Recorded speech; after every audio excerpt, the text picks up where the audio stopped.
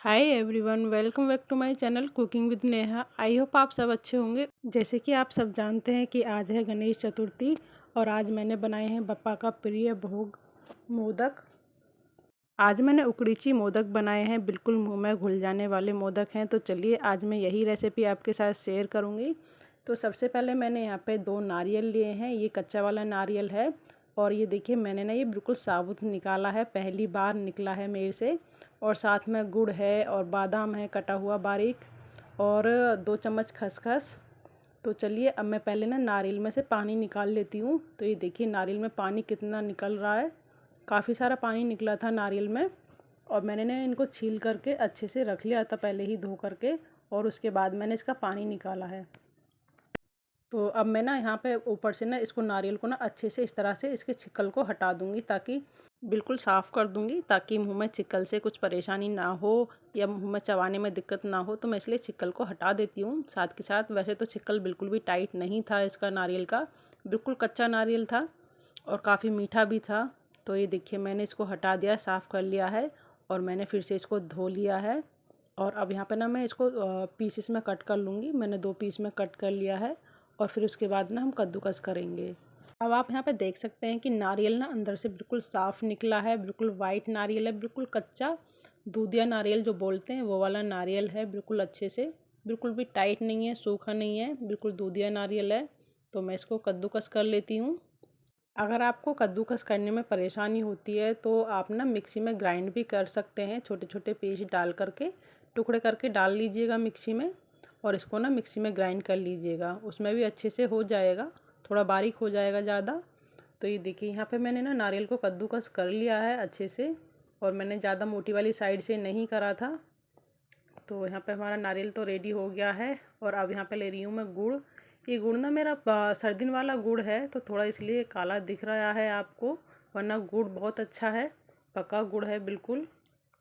इसके टेस्ट में भी कोई चेंज नहीं है वैसे तो, बस हल्का सा इसका कलर चेंज हो गया है, लेकिन टेस्ट वैसा ही है।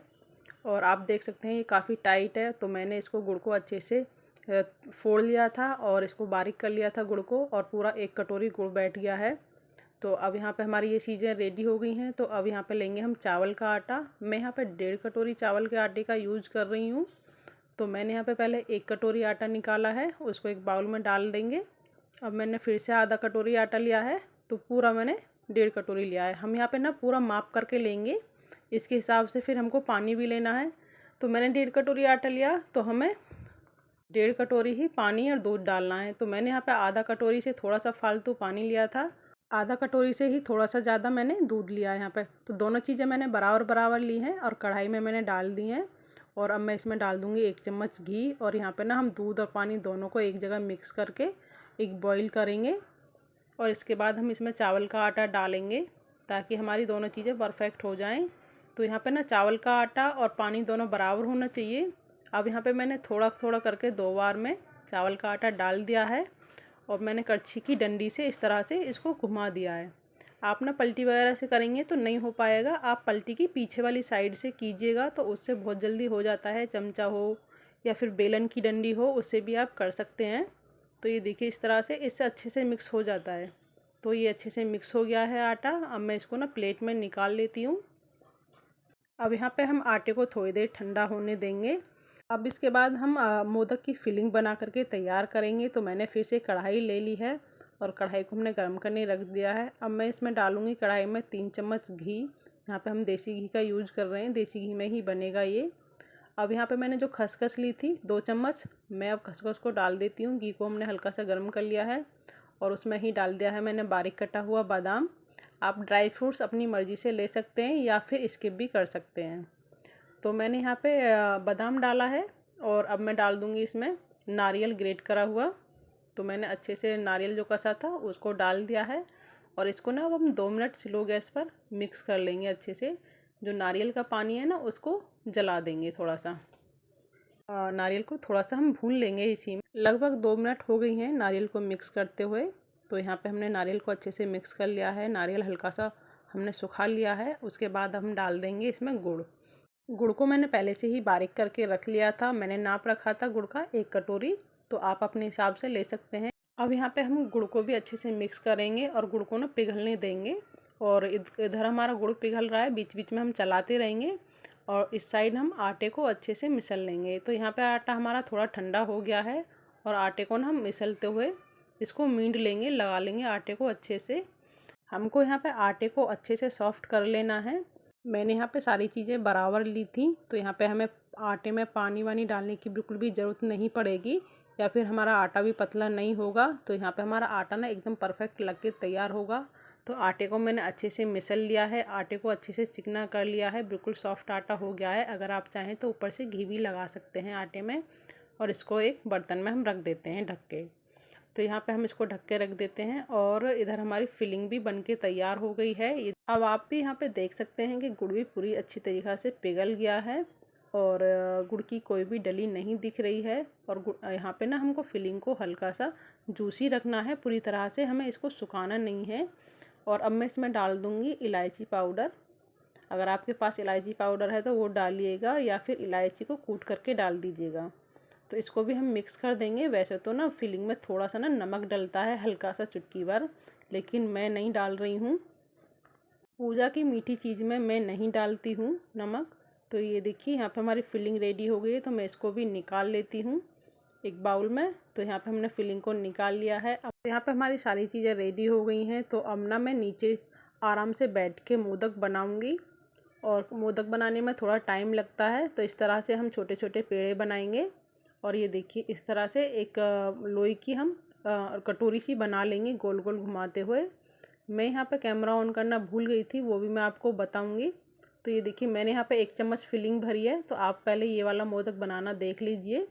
मैं यहाँ पे बेल के पूड़ी बेल के नहीं बना रही हूँ बिल्कुल भी, मैं हाथ से ही इसको गोल गोल कटोरी की तरह शेप दे रही हूँ और उसमें फिलिंग भर के मोदक की शेप दे दूँगी। इस तरह से धीरे धीरे धीरे धीरे हम घुमाते हुए मोदक की शेप देंगे।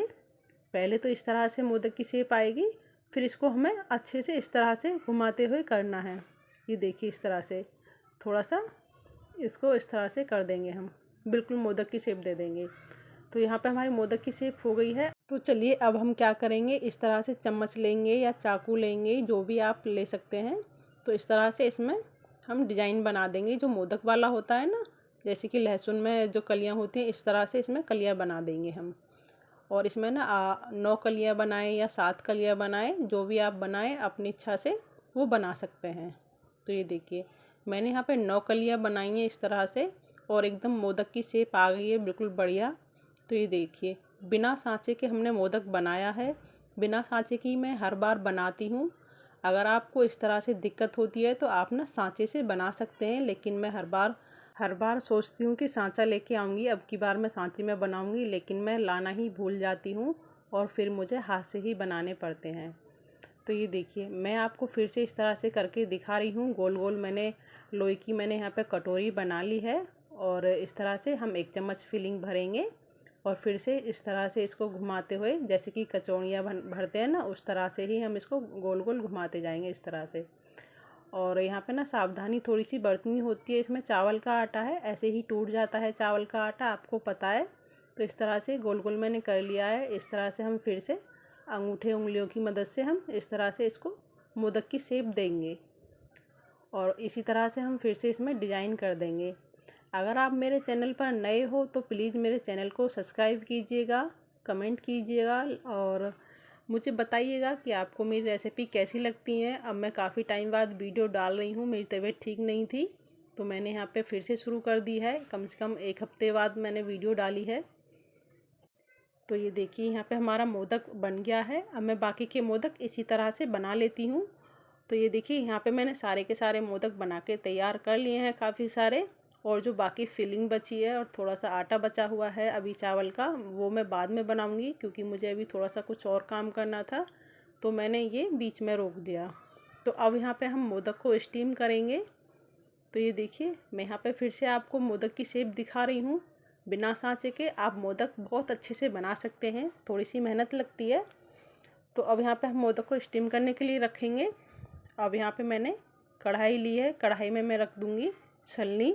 छलनी में हम रखेंगे मोदक एक एक करके अच्छे से, और यहाँ पे ना अच्छे से जैसे कि हमने प्लेट में रखे थे वैसे ही हम एक एक करके रखेंगे।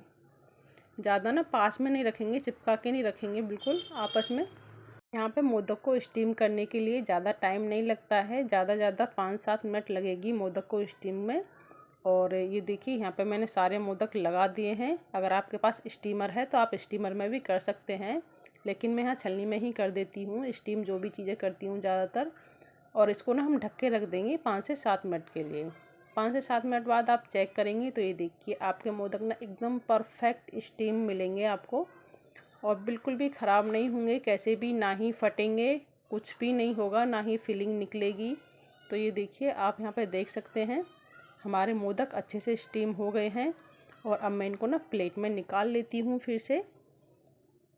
अब यहाँ पे हम बप्पा का भोग बना रहे हैं, तो थोड़ा सा तो डेकोरेट हमको करना है बप्पा के भोग को अच्छे से, साफ़ सफाई से हमको ये चीज़ें करनी होती हैं पूजा की।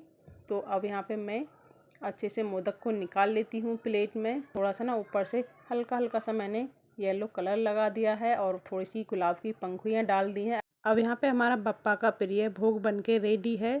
तो यहाँ पे ऊपर से आप घी डालिएगा, मैंने फ़िलहाल अभी नहीं डाला है, मैं बाद में डालूंगी। चलिए, तो आप भी अपने घर पर बिना साँचे के आप मोदक बना सकते हैं। आई होप आपको आज की रेसिपी पसंद आई। So thank you guys, bye bye, take care, मिलते हैं अगली रेसिपी के साथ।